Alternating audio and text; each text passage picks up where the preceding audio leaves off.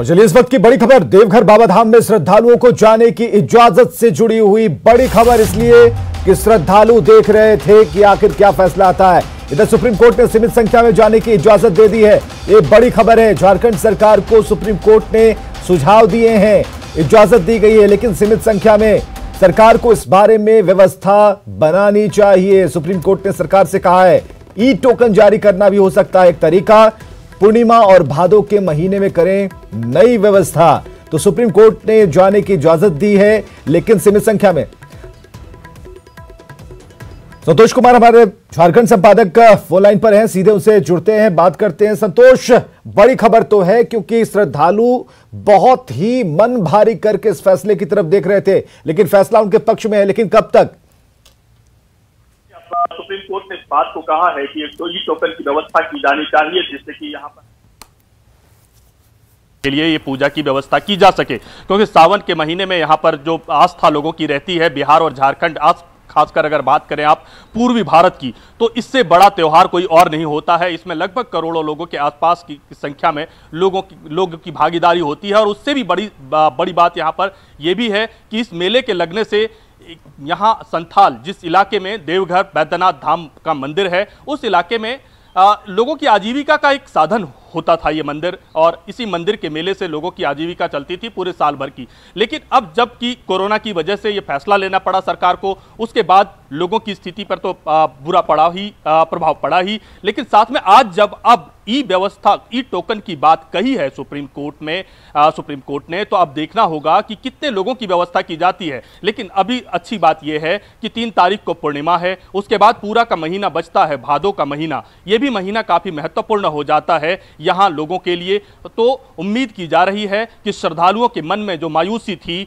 कि बाबा का दर्शन नहीं हो पा रहा है, वो ई दर्शन बिल्कुल भक्त और भगवान के बीच में कहीं जो एक दूरी हो रही थी उसे पाटने की कोशिश की है, और ये अमली जामा इसे पहनाया भी जा सकता है बहुत जल्द ही। लेकिन 2 चीजें हम संतोष जानना चाहेंगे कि एक तरीका बताया गया है, उस तरीके में कहा गया है ई टोकन, और हमें जैसा कि याद है और आपको भी याद होगा कि ई टोकन की व्यवस्था पहले में थी, वो थी संख्या को गिनने के लिए कि बाबा के दरबार में 1 लाख 2 लाख या कितने श्रद्धालुओं ने जलाभिषेक किया।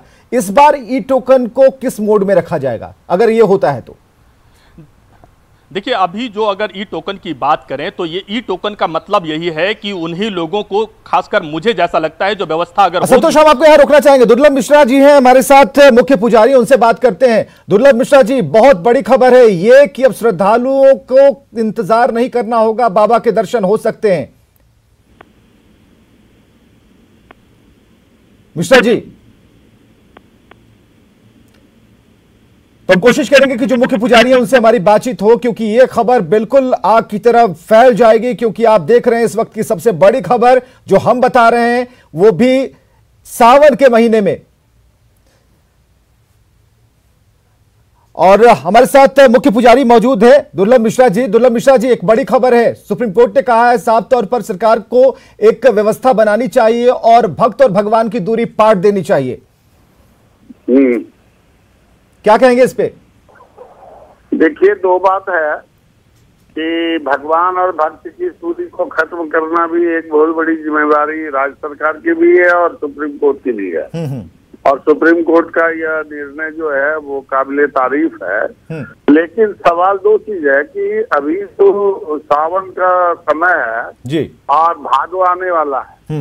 इसमें जो है तो बिहार के लोग सबसे ज्यादा अत्यधिक संख्या में आते हैं, लगभग 30 लाख के आसपास, 30 से 35 लाख के आसपास एक महीने में आएंगे, और बहुत भयंकर भीड़ होगी। तो उस भीड़ को बिहार में अभी थोड़ा एक्सट्रीम पर है, झारखंड में भी एक्सट्रीम पर है। तो कोरोना को रोकने के लिए स्टेट गवर्नमेंट क्या कर रही है, स्टेट गवर्नमेंट क्या करेगी, और उसका क्या रोकथाम का हिसाब है, उसको भी ध्यान रखना बहुत जरूरी है। और जहां तक सवाल, चलिए दुर्लभ मिश्रा जी, एक चीज बताइए कि अगर सरकार आपसे पूछती है कि क्या व्यवस्थाएं की जाए, कैसे की जाए, ई टोकन क्या तरीका हो सकता है, आपकी तरफ से क्या सुझाव होगा अगर ये सब धरातल पर नजर आया तो?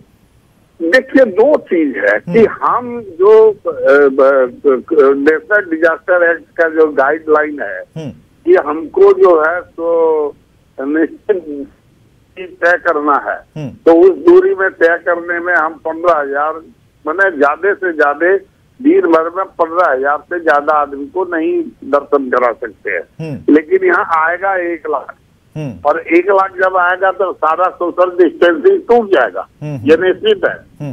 अब अगर सोशल डिस्टेंसिंग तोड़ने का परमिशन या प्रोविजन यहाँ स्टेट गवर्नमेंट या नेशनल डिजास्टर एक्ट में करती है, तब तो यहाँ का मेला समझ सकता है। लेकिन अगर सोशल डिस्टेंसिंग का दूरी अगर ये तोड़ने का नहीं देंगे तो यहाँ मेला लगना बहुत मुश्किल है। मुश्किल नहीं, मेला तो लग ही जाएगा, लेकिन उसको कंट्रोल करना राज्य सरकार के बूते के बाहर की बात। चलिए, अब सुल्तानगंज से अगर जो लोग यात्रा शुरू करेंगे, आपने कहा कि 15,000 की कैपेसिटी को संभाला जा सकता है नियम के तहत, कानून के तहत। हमें जरा ये बताइए कि जो लोग सुल्तानगंज से चलेंगे जल लेकर, वहीं कहीं ऐसी कोई व्यवस्था, अगर बिहार की सरकार भी कुछ व्यवस्था कर दे और उधर झारखंड की भी सरकार व्यवस्था कर दे, तब तो हो सकता है।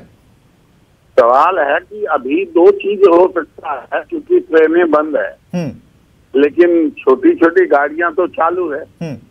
अब छोटी गाड़ियां 2 व्यवस्था तो हो सकती है कि अगर बिहार सरकार सुल्तानगंज में पहुंचने वाले सभी यात्रियों को यह कंपलसरी कर दे कि आपका कोविड टेस्ट होना कंपलसरी है, और जब तक कोविड टेस्ट का नेगेटिव नहीं आता है आप सुल्तानगंज एंट्री नहीं कर सकते, नंबर 1। ठीक है। नंबर 2, सुल्तानगंज से देवघर एंट्री करने के बीच में कबल में अगर कोई कोविड टेस्ट आता है तो उसको गेट पर ही रोकना होगा और वहीं उसको क्वारंटीन करना होगा। ठीक है। ये व्यवस्था अगर हो तो कुछ हद तक चल सकता है, तब ये कैपेसिटी आप बढ़ा सकते हैं। हालांकि आप मुख्य पुजारी हैं, जब इसकी मीटिंग होगी तो क्या ऐसे ही प्रस्ताव सामने आएंगे? इस रिजल्ट पर आप जल्द से जल्द पहुंच सकते हैं, क्योंकि जो तरीका बताया गया है कि हम ई टोकन की व्यवस्था कर सकते हैं, या और पूर्णिमा और भादो के महीने में नई व्यवस्था की जा सकती है, हो सकेगा? मुश्किल नहीं, मुश्किल है। देखिए, पूर्णिमा और भादो का महीना, अभी तो सावन है, जैसे सुप्रीम कोर्ट का आदेश निकला है लोग तैयारी करना शुरू कर देंगे आने के लिए। और अभी जो है सोमवार को राखी पूर्णिमा है, तो अगर किसी तरह छूट हुआ। मिश्रा जी 1 मिनट का समय लेंगे, आप जरा लाइन पर रहिएगा, आप हमसे बात करते रहेंगे, लेकिन जानकारी आपसे लेंगे। निशिकांत दुबे जी सांसद हैं और उनके अथक परिश्रम से उनकी याचिका पर ये फलाफल सामने आया है। निशिकांत दुबे जी, कैसे होगी ये व्यवस्था भादो के महीने में? तरीका तो ई टोकन का है, लेकिन मुख्य पुजारी ये कह रहे हैं कि एक दिन में 15,000 लोग ही ये करें तो संभाला जा सकता है। पुजारी कौन है वहाँ? जी, दुर्लभ मिश्रा जी अभी हमसे बात कर रहे थे। कौन? दुर्लभ मिश्रा जी हमसे बात कर रहे थे। वहाँ दुर्लभ मिश्रा जी हमारे गार्जियन है, अभिभावक है जी, वो हमको मेरे से ज्यादा जानते हैं, मैं उनका सम्मान करता हूँ। लेकिन जहाँ तक सवाल है तो वहाँ के मुख्य पुजारी सरदार पंडा है, और सरदार पंडा से ज्यादा जो है उस कमेटी के जो चेयरमैन है, जो ट्रस्ट है, वो मुख्यमंत्री। और आज कोर्ट ने पूछा था कि राज्य सरकार यदि इसकी व्यवस्था करने में सक्षम नहीं है तो केंद्र सरकार कर सकती है क्या? केंद्र सरकार में माननीय मोदी जी की सरकार है, अमित शाह जी की सरकार है, भारतीय जनता पार्टी की सरकार है, सेकुलर सरकार है। इसको पता है कि यदि मस्जिद और गुरुद्वारा खुलना है तो मंदिर भी खुलना है। उन्होंने कहा कि यदि राज्य सरकार व्यवस्था नहीं कर पाएगी तो केंद्र सरकार उसकी व्यवस्था करेगी। और आज उच्चतम न्यायालय ने केवल देवघर और बासुकीनाथ मंदिर की नहीं, पूरे देश भर के मंदिर को खोलने की व्यवस्था की है, सीमित संख्या में लोगों को जाने की व्यवस्था की है कोरोना के कारण। मेरा तो याचिका सीधा सिंपल था कि त्रेता युग से आज तक ये कांवड़ यात्रा नहीं रुकी है, ये इलीगल काम हो रहा है, धर्म के खिलाफ काम हो रहा है। नहीं, हमारा एक सवाल निशिकांत जी, एक सवाल जो है कि कैसे उसकी प्लानिंग, ठीक है व्यवस्थाएं तो करनी होंगी, लेकिन क्या इसकी प्लानिंग जब होगी तो सुझाव दिए जा सकते हैं? ठीक है, समस्या है, कोरोना काल है, लेकिन उसके समाधान का तरीका क्या हो सकता है कि श्रद्धालु भी दर्शन कर लें, कुछ हो भी नहीं और सब कुछ बम बम हो? जितने लोगों को सुप्रीम कोर्ट ने इजाजत दी है वो पहले से ऑनलाइन रजिस्ट्रेशन कराएंगे, पास बनेगा उनका, और वही लोग उसमें पूजा करने के लिए जाएंगे, उसमें कोई परेशानी नहीं। दुर्लभ मिश्रा जी ने कहा कि बिहार और झारखंड दोनों सरकारों को काम करना होगा और जो कोरोना की जांच है वो बीच बीच में होती रहेगी, तब ये कुछ संभव है कि कुछ हद तक हम 15 से 20,000 की तरफ जा सकते हैं? नहीं, 15-20,000 कहा ही नहीं है ना, 300 लोगों के लिए कहा है। 300 लोगों को? हाँ, 15 से 20,000 लोगों के लिए नहीं खोला है। हाँ। और 300 लोगों को मैनेज करके पूजा कराना बहुत ही आसान है, और पूरी रिपोर्ट की कॉपी आ जाएगी तो मैं कहूंगा, मैं केवल इतना ही कहूंगा। ठीक है निशिकांत जी, बहुत बहुत शुक्रिया, बहुत बहुत शुक्रिया। तो जो अभी तक बात क्लियर हुई है और जो कॉपी है फैसले की, निर्णय की कॉपी है, वो जब सामने आ जाएगी तो और भी क्लियर हो जाएगा। हमारे साथ दुर्लभ मिश्रा जी शायद मौजूद हैं। दुर्लभ जी, 300 आदमी तो दर्शन कर सकते हैं, 300 श्रद्धालु? ये जरा अटपटा जजमेंट हुआ, शायद सुप्रीम कोर्ट के सामने में सही स्थिति स्पष्ट नहीं की गई राज्य सरकार की तरफ से भी और पिटिशनर की तरफ से। 300 लोग सिर्फ और सिर्फ आपको ये बता दे कि देवघर लोकल पंडा जो रोज पूजा करने वाला, जो बिना बाबा का शिवलिंग में बिना पूजा किए जल ग्रहण नहीं करता है, वैसे लोगों की संख्या 300 है। चलिए, बिल्कुल बिल्कुल सही कहा आपने दुर्लभ जी। आप हमारे साथ जुड़े रहिए। संतोष जी के पास चलते हैं। संतोष, जो बातें अभी आपने सुनी उसमें तो एक बात है कि चलिए 300 ही सही, लेकिन दुर्लभ मिश्रा का यह कहना है कि 300 से ज्यादा तो पंडे ही हैं जो आहार भी बाबा के दर्शन के साथ ही शुरू करते हैं। तो ऐसे में पहले 300 वो और 300 फिर श्रद्धालु, हो गए 600। नहीं, देखिए, जो व्यवस्था मेरे ख्याल से अभी ऑर्डर की कॉपी जब आ जाएगी तो फिर उसके बाद ही स्थिति साफ होगी। लेकिन जो व्यवस्था जिस तरीके से आप देखें कि लोगों के आने जाने के लिए ई पास की व्यवस्था की जा रही थी, तो उसी तरीके की व्यवस्था यहां पर भी होगी। वो 300 लोग वही लोग होंगे जिनको की परमिशन दी जाएगी। बिल्कुल, जी जी, बोलते रहिए।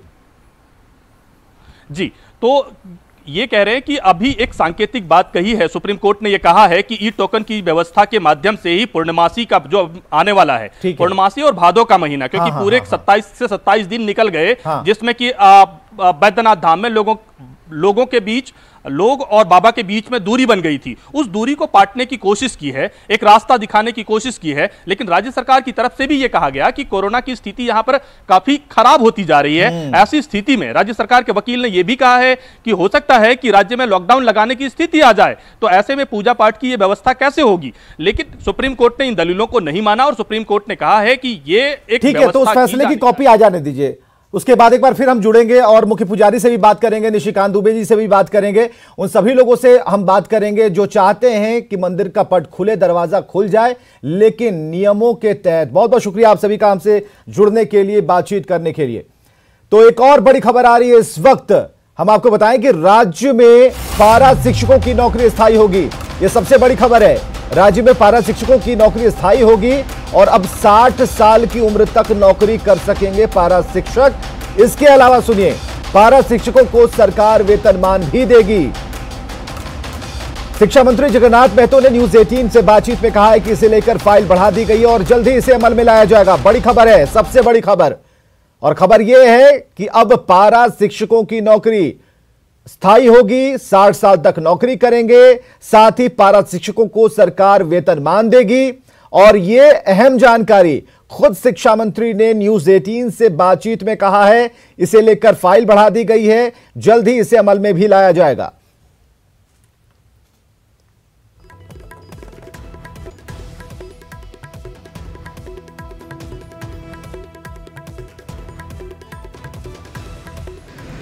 अभी हम पारा टीचर के लिए अस्थायी करने जा रहे हैं। निश्चित तौर पर अस्थायी करेंगे। परमानेंट नहीं, अस्थायी। लोग परमानेंट पूछ जाता है। 60 साल के लिए हम लोग अस्थायी करेंगे, जो हम लोग को वार्ता हुआ है। उसका अभी विधि विभाग फाइल गया है। जैसे ही वो आएगा, फाइनेंस में जाएगा, उसके बाद कैबिनेट में आएगा। कैबिनेट का जो मंत्रिपरिषद का निर्णय होगा, अभी वेतनमान की बात चल रहा है, उसमें भी हम लोग कहेंगे कि जो मेहनत करता है उसको उनका उतना वेतन मिलना चाहिए। और इधर बीजेपी नेता के साथ दुष्कर्म के आरोप में जेल में बंद बाघमारा के विधायक ढुल्लू महतो को झारखंड हाईकोर्ट से जमानत मिल गई है। तीसरी सबसे बड़ी खबर हम आपको बता रहे हैं इस वक्त की, झारखंड से, जहां विधायक ढुल्लू महतो को झारखंड हाईकोर्ट से जमानत मिली है। और इस मामले में दोनों पक्षों को सुनने के बाद हाईकोर्ट ने फैसला पिछले दिनों सुरक्षित रखा था। आरोपों से घिरे बाघमारा विधायक ढुल्लू महतो 11 मई से धनबाद जेल में बंद हैं। बीजेपी की महिला नेत्री ने विधायक ढुल्लू महतो पर यौन उत्पीड़न का आरोप लगाते हुए शिकायत की थी। हाईकोर्ट के आदेश पर विधायक के खिलाफ पुलिस ने 4 अक्टूबर 2019 को प्राथमिकी दर्ज की थी। हाईकोर्ट ने सुनवाई के दौरान एफआईआर में हुई देरी को आधार मानते हुए ढुल्लू महतो को जमानत देने का आदेश दिया है।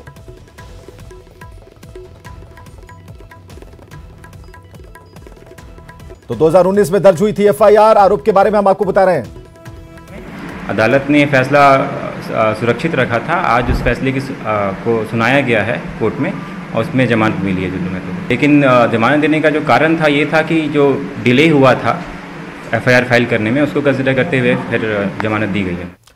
और इधर कोरोना संक्रमण को देखते हुए रिम्स के पेइंग वार्ड में भर्ती लालू प्रसाद को कहीं और शिफ्ट करने की तैयारी चल रही है। रिम्स अधीक्षक ने बताया है कि इस संबंध में सरकार, जेल प्रशासन और रांची एसएसपी को पत्र लिखा जा चुका है।